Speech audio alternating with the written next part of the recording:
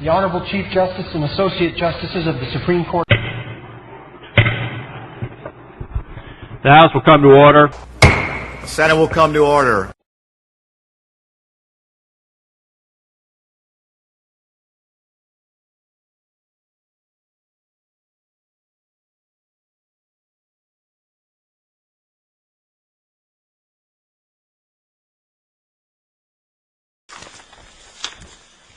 Thank you, Madam Chair and members of the committee. House Bill 1061 is a constitutional amendment and changes the Judicial Committee on Disabilities.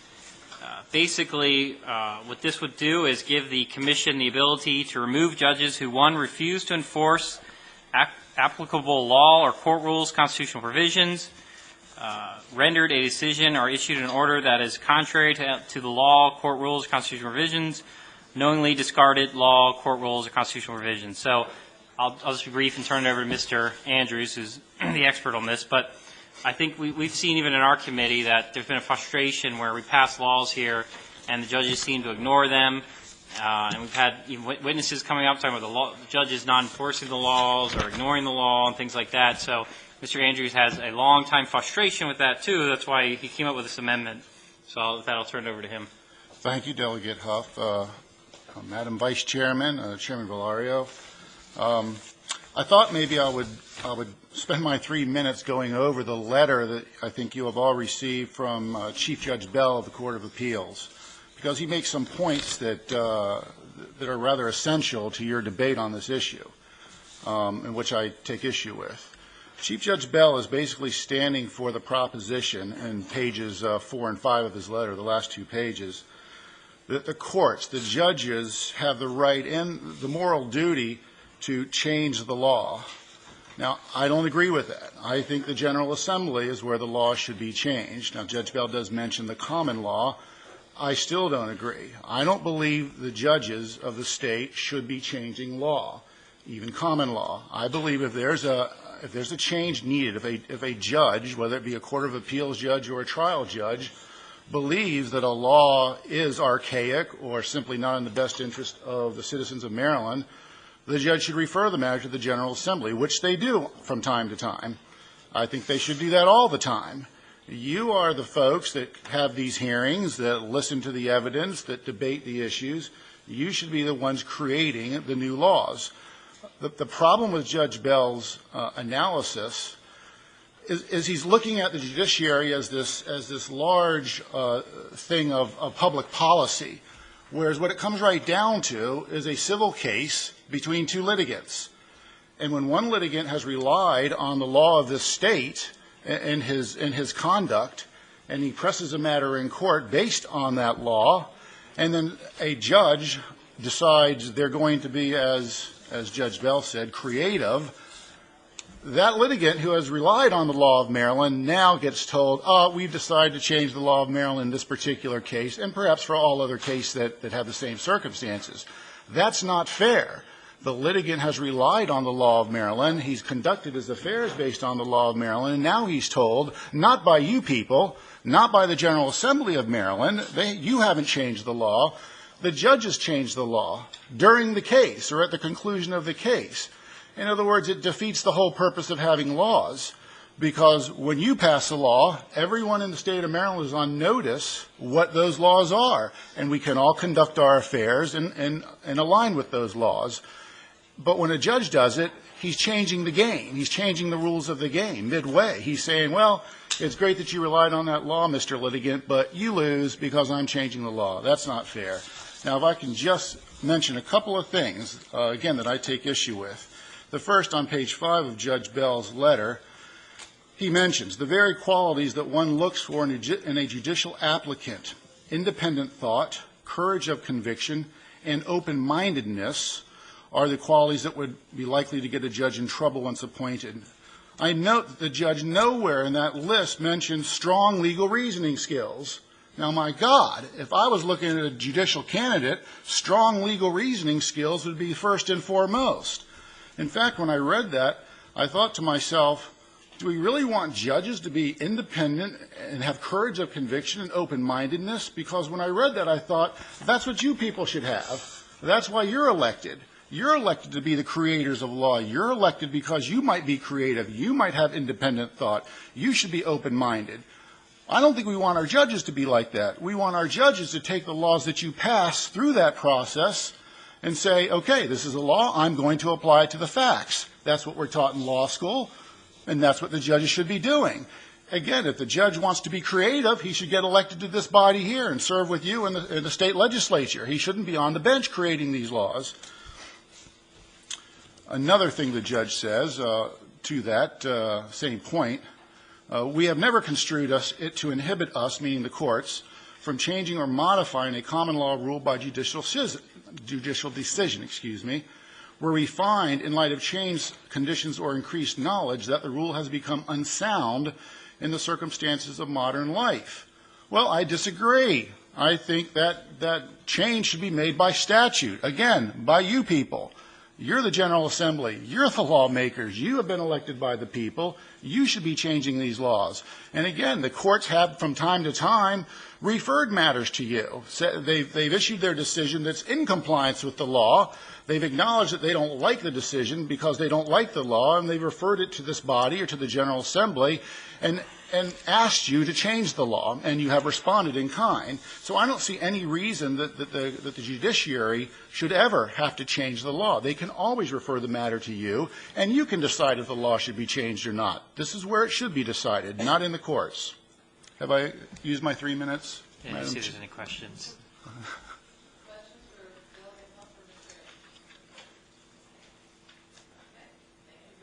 Thank you very much.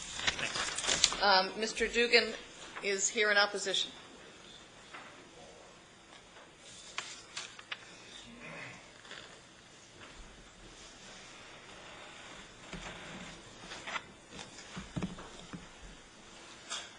Madam Chair, committee, I come in opposition to a bill that would basically eviscerate a branch of government. It would take an entire branch of government, the judiciary, and make it subject to an appointment of the governors, a group of people appointed by the governor, not all of whom are judges, in fact, very few of whom are judges. It would have no right of appeal. It would have no way of dealing with constitutional issues. It treats the Constitution of the United States like it's the Dead Sea Scrolls. Our Constitution is not the Dead Sea Scrolls. We have numerous opinions coming out of our Supreme Court that are 5-4 decisions, which means there are disagreements as to what the meaning of the law is, what the meaning of the Constitution is. We have a very short Constitution, and as you all know, our founding fathers were very careful to talk about the fact that there are a lot of rights that may go even beyond the Bill of Rights. In fact, one of the reasons they didn't want to have a Bill of Rights initially was so that people would understand that that's not a limitation of what our rights are. You're all familiar, for example, with the right of privacy. You will find it nowhere in the black and white of the Constitution, but we're all very happy about the fact that it is there. This bill, in the guise of attempting to disagree with certain rulings of the court, and it starts right off the bat by treating the judiciary like it's like there's some type of executive apparatchiks who are supposed to, quote, enforce. They don't enforce anything. They interpret the law. They don't enforce it. They're not police officers. They're not military. They're nothing whatsoever to do with enforcement. So this bill, and I think that, frankly, that statement that was referred to by Judge Bell is a beautiful statement of the qualities that we would hope we would find in our judiciary. The very qualities, independent thought, courage of conviction, open-mindedness, are the qualities that you want in all of our judges, And I would encourage you, and I'm sure the entire bar would join in encouraging you to kill this bill, because it is not, it has no place in our form of government, not from the beginning, not now, not ever, if we're going to have the type of Republican democracy that we have. It would destroy an entire branch of government. Thank you for your attention.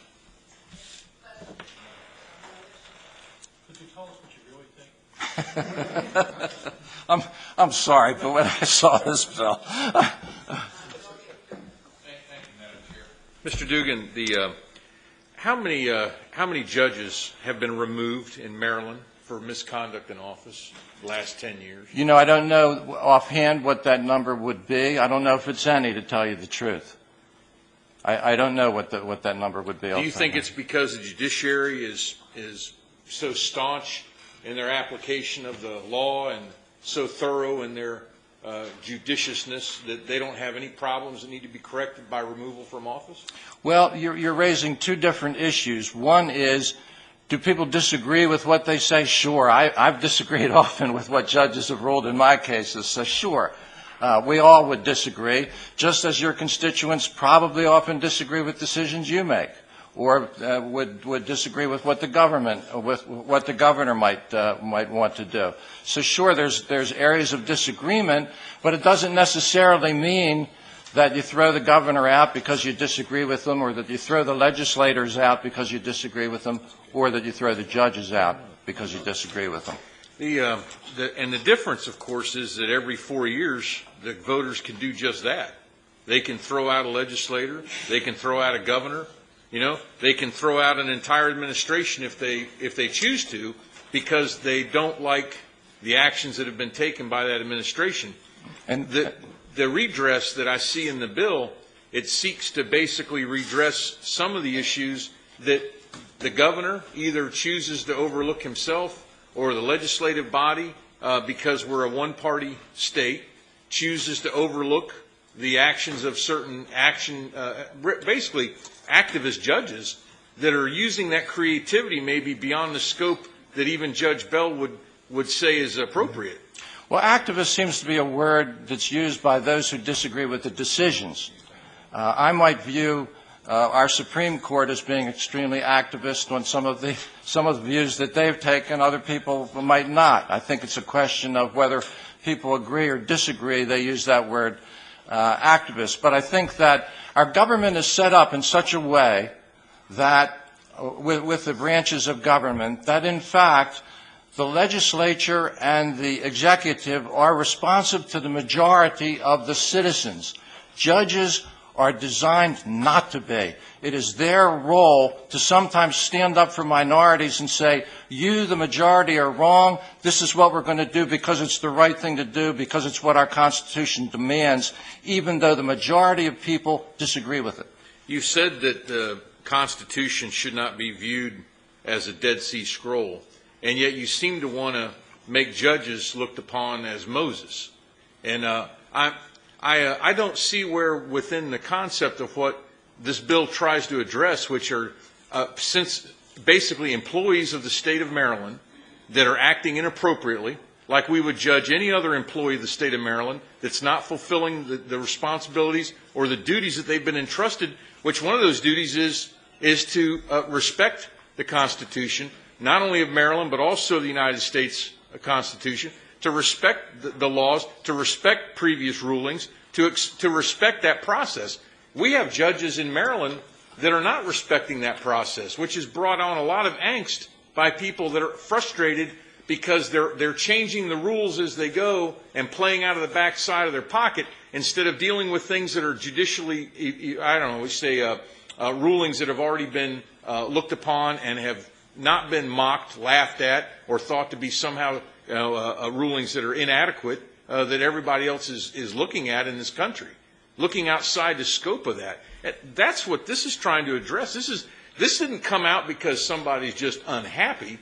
This is coming out of people that feel like they're being abused by a system, and that system, by your own admission, doesn't offer much correction to its employees. That's not true. We have a system, a judiciary system that has one layer after another layer, after another layer, after another layer, after another layer of people reviewing it. By the time it gets through all those layers, by God, they do a pretty good job of seeing what they're dealing with and trying to balance out the equities that exist out there. The fact that that there are groups of people who disagree with them, that's to be expected. The fact that you may disagree with them, that's to be expected. Their job as a separate branch of government is as a check to the legislative and executive branches of government, just as you are a check. And so that check has to be kept in place, not some gubernatorial commission that's answerable to no one. I agree with you that it is a check and balance within government. The judiciary, although a lot of American citizens and a lot of Marylanders feel is out of control, is not balanced, and it's doing more than providing that check. This bill seeks to address that and bring it back to where it should be. You can't even point to me a judge that we've removed from office. And either that means that every judge within Maryland is acting exactly the way they're supposed to, or we're simply not doing a good job of policing ourselves. Well, there is already a Judicial Disabilities Commission, isn't there?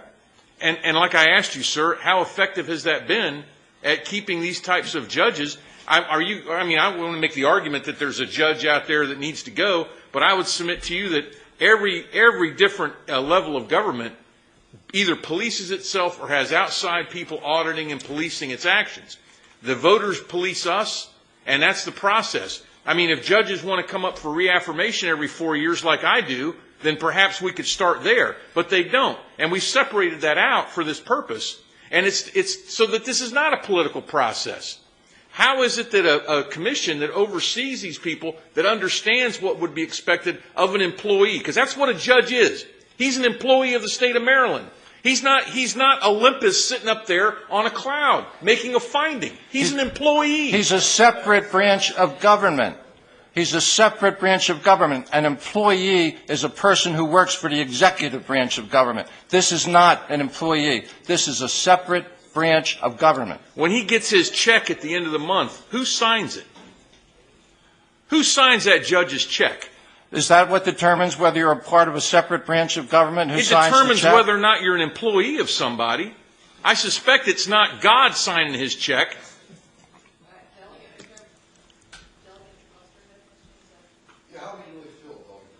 Well, I think I heard how Mr. Dugan felt. I just wanted him to know how a lot of people in Maryland feel. Well, I hope I represent what a lot of people in Maryland feel as well. Thank you. Do you agree that some of these judges are making life and death decisions on the bench? Not anymore. Well, let me. Okay, without answering the question, let me go to a couple. I can cite 3 cases in Baltimore County alone. You have a judge in Baltimore County that on the 5th occasion of a DWI, she let the guy walk out of the courtroom, which to turn him around that night from going out and drinking again 5 times, 5 DWIs, and this guy walks out of the courtroom with, a suspended sentence or, probation or whatever it is. There's nothing to stop him from turning around number 6, going out and drinking tonight and killing your wife, my kids, my grandkids on the floor because she didn't do her job, and a lot of people will tell you they agree she didn't do her job, yet nothing happened to her. We have another judge in Baltimore County that was going to let a murderer go because, in her opinion, fingerprint evidence wasn't acceptable in a court of law. Now, this is a case that's been forever and ever and ever. Fingerprint evidence has been a standard. If you can convict somebody on fingerprint evidence. She didn't think fingerprint evidence was acceptable. Luckily, the federal government turned around and took this guy into custody and then retried him and found him guilty of murder. Mm-hmm. She was going to let this guy walk because of fingerprint. That's all they had was fingerprint evidence. You have another case in Baltimore County where a judge, a domestic violence case, came in, told the woman, go and get a marriage certificate. Instead of trying them at that time, go get a marriage certificate. Come back into my courtroom. He took them in the back, married them, and now she's not compelled to testify against him anymore. Mm-hmm. So we have problems. I'm just talking about 3 incidents in the last year in Baltimore County alone. And what happened to any of these 3 judges? Not a whole lot. The one with the marriage thing was suspended for a while, but, I mean, he's still getting paid by the state. I don't think he wasn't fired. I think they're going to give him the option to retire. But the other two judges are still hearing cases. So these are people making life and death decisions on the bench that I think we need another layer to take a look at them. We need some new rules in place because the rules that we have in place are just not doing the job right now. Well, in terms of layers, there are layers, as you mentioned, with regard to the one, the next layer picked up. With regard to the one, the Judicial Disabilities did come down with a punishment with regard to that one. With regard to the person who had multiple drunk driving convictions, I don't know the facts of the case. I don't know what the judge was looking upon. I do think that it's true that we do put a great deal of responsibility on our judges, and that these judges do have to weigh a lot of different factors in making their decisions. I am sure that when I know I talked to one judge who a fellow went out from his courtroom and turned around and murdered someone, and believe me, that judge lost a lot of sleep over that, but he had to base it on what was before him.